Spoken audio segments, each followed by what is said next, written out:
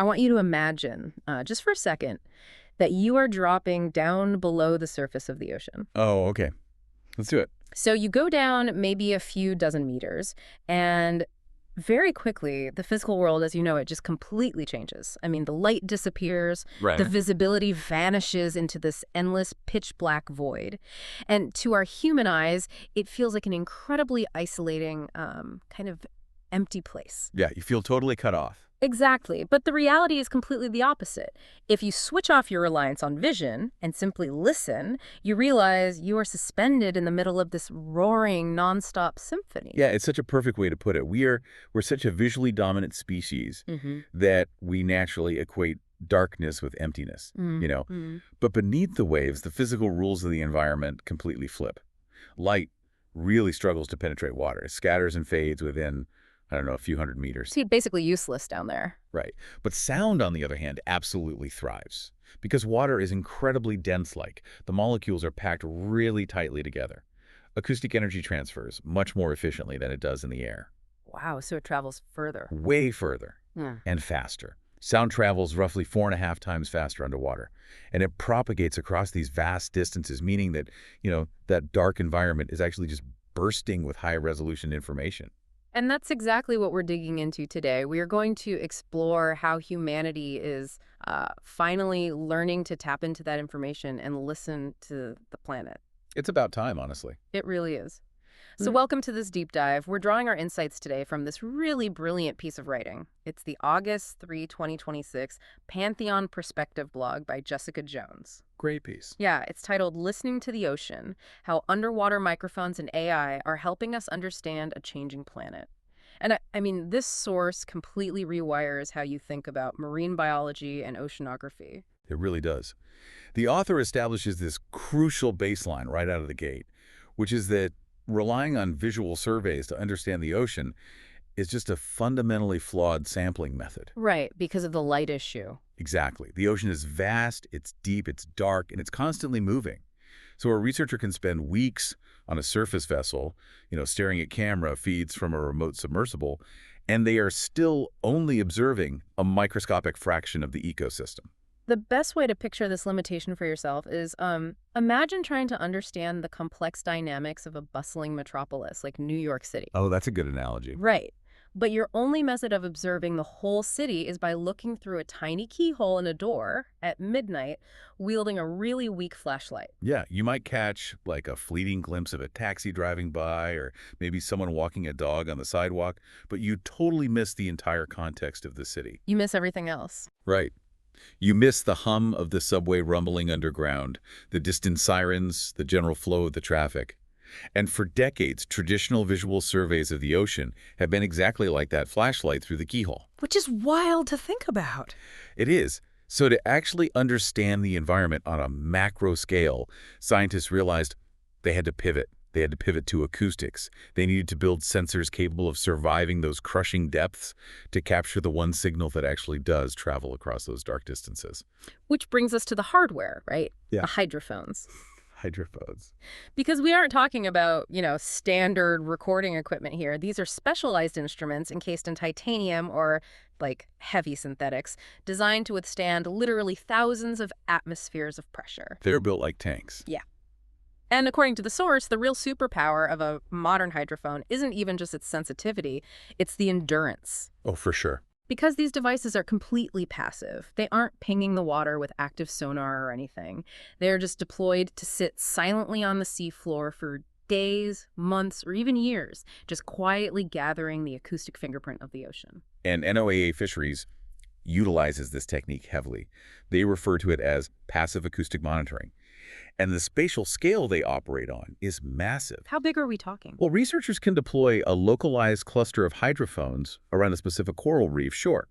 But they can also string them across entire ocean basins to form these massive continental-scale listening networks. That is just incredible. And the blog details the sheer variety of sounds these networks capture, and it is a wild mix. Oh, it really is. You have the complex low-frequency moans of baleen whales that can travel hundreds of miles.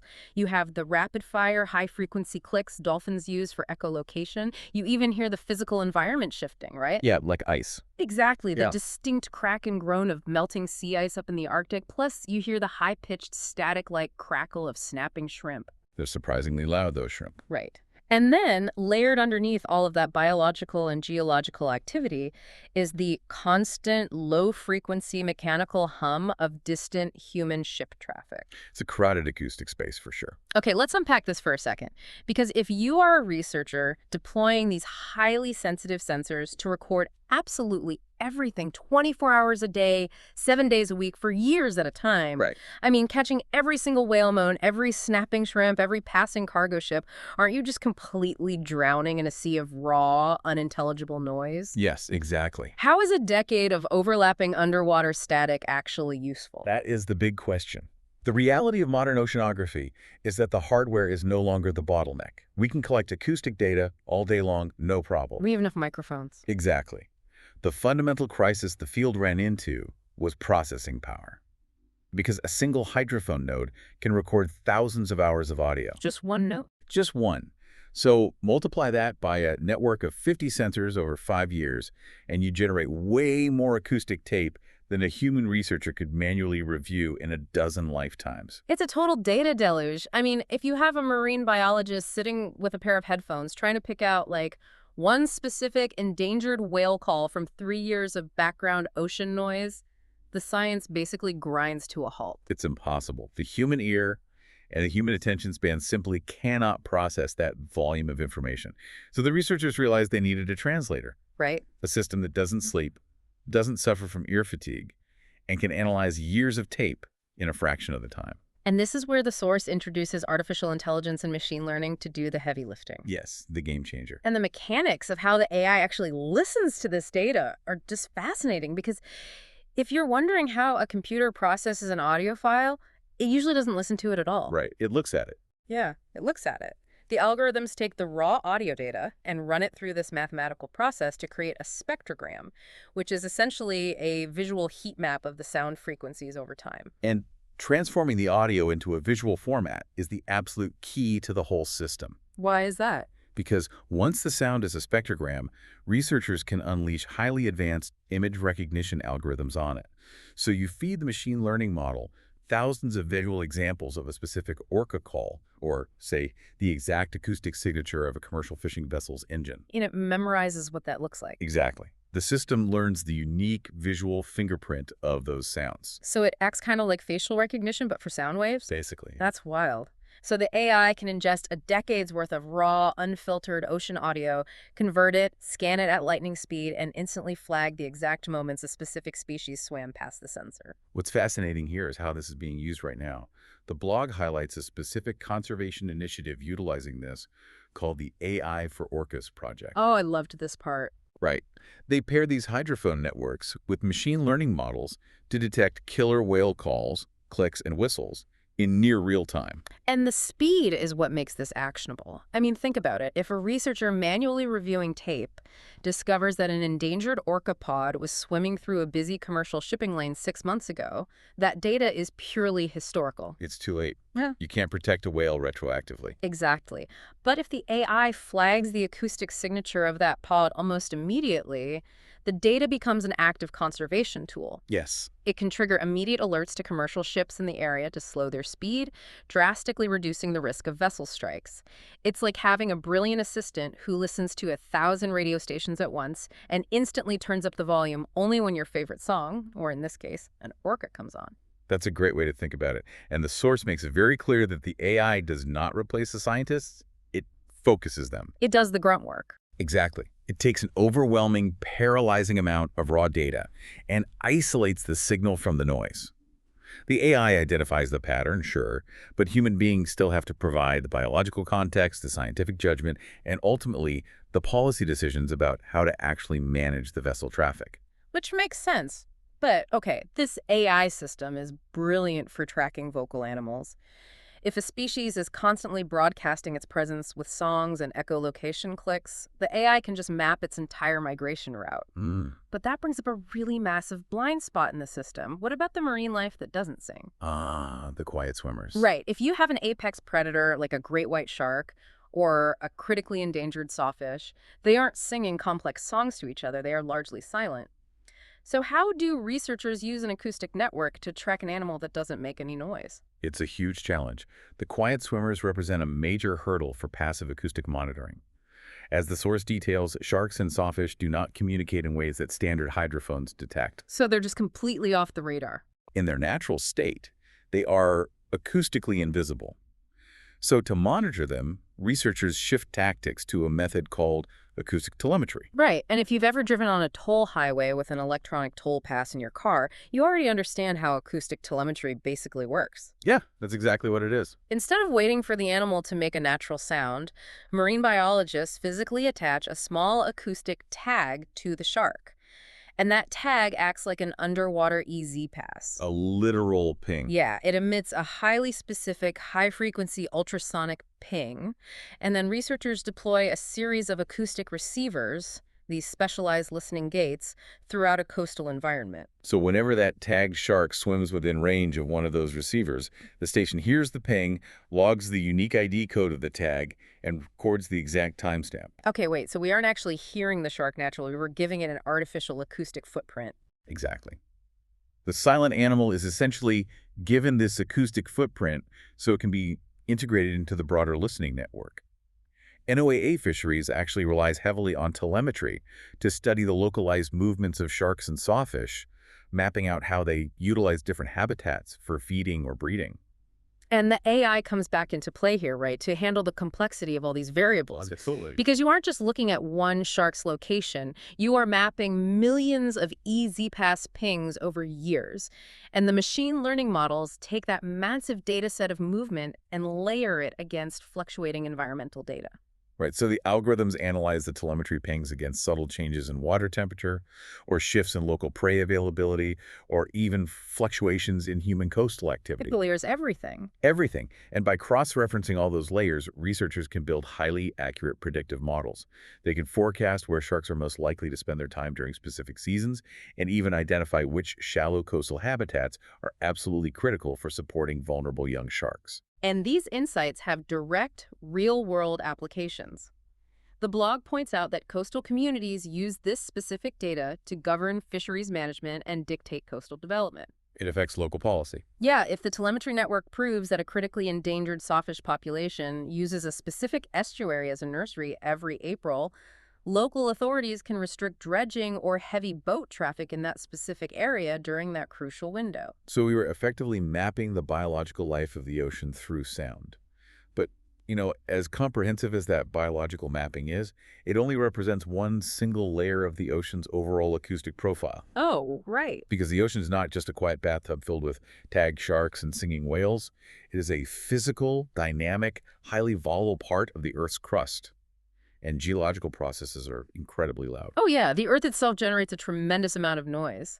Hydrophones routinely pick up the deep, low-frequency rumble of shifting tectonic plates, or the explosive force of underwater volcanic eruptions, and even the massive acoustic disturbances caused by deep-sea landslides. It's deafening down there sometimes. The source notes that the Woods Hole Oceanographic Institution uses hydrophones specifically to capture the sound waves generated by these events to examine the physical structures on and beneath the seafloor. But here's where the tech leap happens. Okay, here's where it gets really interesting, because the blog cites a deep learning study from 2026 that completely shifts the paradigm of how we monitor this geological noise. It's mind-blowing. It is. Researchers aren't just relying on dropping individual battery-powered hydrophones into the abyss anymore. They are utilizing a technology called distributed acoustic sensing, or DAS. Yes, DAS. They are literally tapping into the massive network of fiber optic cables that already run across the bottom of the ocean, the exact same cables that carry our internet and global telecommunications. I mean, turning the existing telecommunications infrastructure into a planetary sensor array is just a staggering leap in ingenuity. It really is. And if you're wondering how a glass tube shooting internet data across the Atlantic Ocean can act as a microphone, it comes down to the physics of light. Because these cables transmit data using lasers. But the glass inside the cable isn't perfectly flawless. When the laser travels through, microscopic imperfections in the glass cause tiny amounts of light to bounce backward. And this is a phenomenon known as backscatter. And the sensitivity of this system is hard to overstate. Because when a localized earthquake occurs, or even when a large baleen whale lets out a low-frequency call directly above the cable, those sound waves travel through the water and physically hit the fiber optic line. They rattle the cable. Exactly. The acoustic energy causes microscopic vibrations in the glass itself. And those tiny vibrations slightly alter the pattern of the laser light bouncing backward. By analyzing that altered backscatter using deep learning models, researchers can measure the exact acoustic disturbance happening outside the cable. It's incredible. The 2026 study proved that AI could analyze this light data to successfully detect and classify marine acoustic events, track vessel traffic, and pinpoint local seismic activity. And the implications for global hazard monitoring there are profound. Because the seafloor is such a volatile environment, and events like shifting plates or underwater landslides pose severe risks, including tsunamis to coastal populations. Real danger. Exactly. And traditional standalone scientific instruments are expensive to maintain and are often deployed pretty sparsely across these vast regions. But distributed acoustic sensing crowdsources the hazard monitoring. It turns millions of kilometers of existing commercial infrastructure into a dense, highly sensitive, early warning system. Wow. So if we pull all of these threads together, we have three distinct overlapping layers of acoustic data. We have the biological layer, so the echolocation clicks, the tagged sharks, the cavitation bubbles of snapping shrimp. We have the geological layer, the earthquakes and volcanic rumblings measured by fiber optic backscatter. And then we have the human layer, the constant grinding mechanical drone of commercial ship engines and maritime traffic. And when you merge those three layers, you get what marine acousticians call a soundscape. A soundscape. I love that term. Yeah, every marine ecosystem on the planet possesses a unique acoustic signature.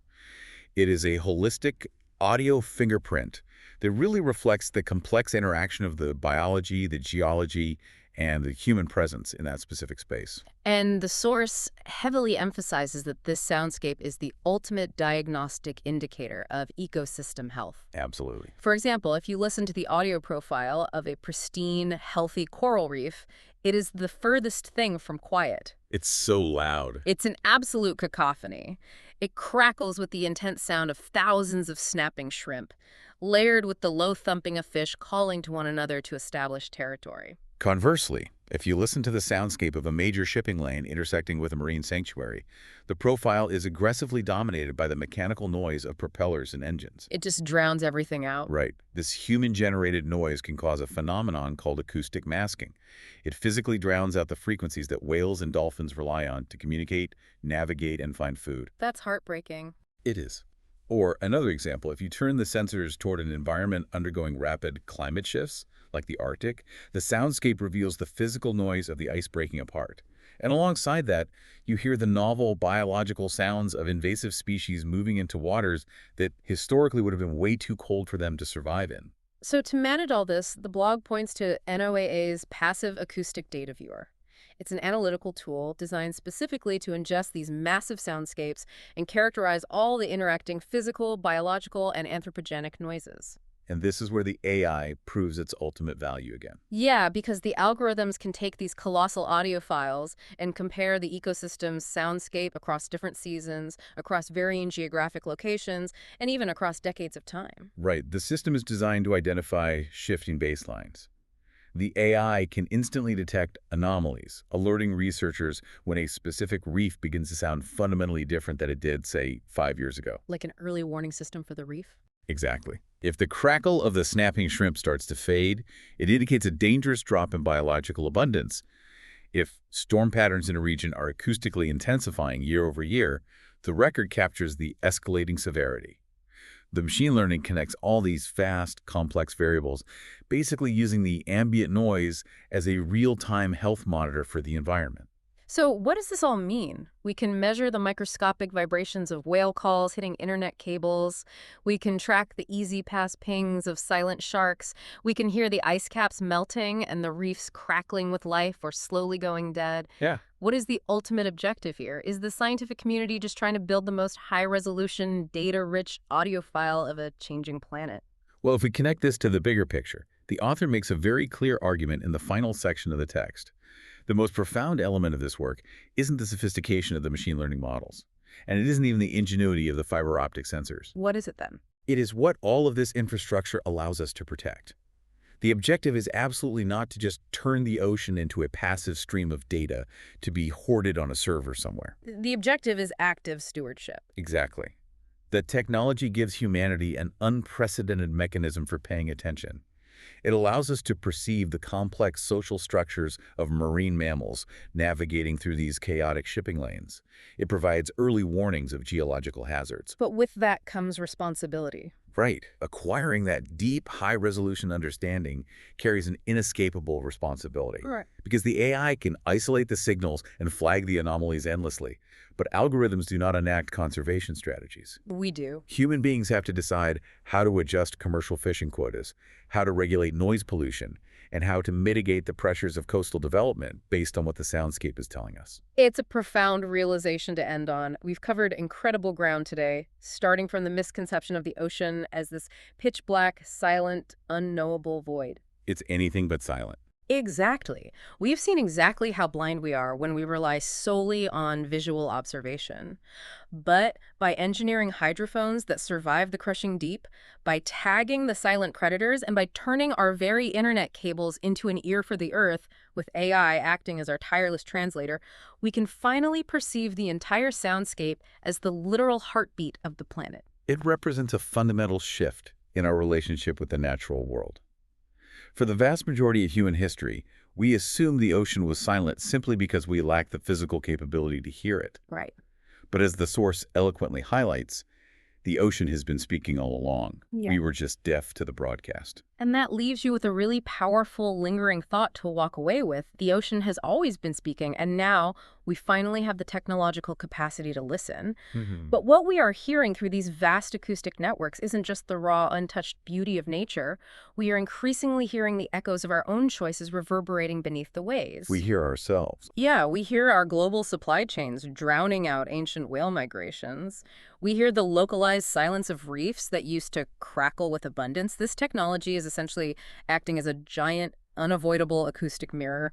So the question is, if a dying ecosystem goes quiet and an AI flags that silence for us in real time, will this new ability to listen finally force us to change our behavior? That is the big question. Or will we continue to ignore the damage simply because it happens below the surface, basically out of sight and out of mind? Thank you so much for joining us on this deep dive. Keep exploring, keep questioning, and most importantly, keep listening.